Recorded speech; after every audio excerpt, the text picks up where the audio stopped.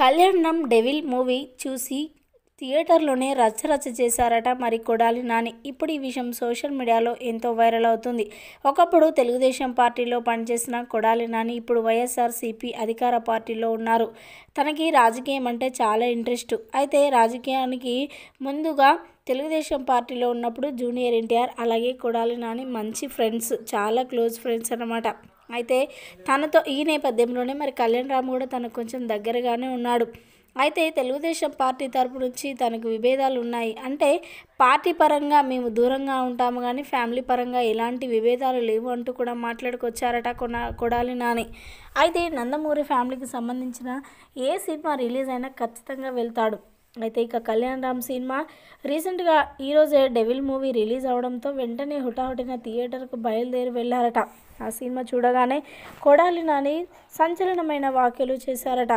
అసలు కళ్యాణ్ రామ్ సినిమా ఇలా ఉంటుందని నేను ఎప్పుడు ఎక్స్పెక్ట్ చేయలేదు, ఇలా ఉంటుంది అని అస్సలు అనుకోలేదు, ఇలాంటి సినిమా నా జీవితంలో నేను ఎప్పుడు చూడలేదు అంటూ కూడా మీడియా ముందు సంచలనమైన వ్యాఖ్యలు చేశారట కొడాలి నాని.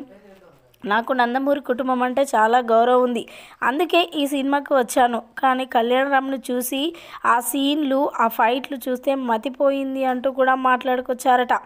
ఇప్పుడు ఈ విషయం సోషల్ మీడియాలో హాట్ టాపిక్గా మారింది.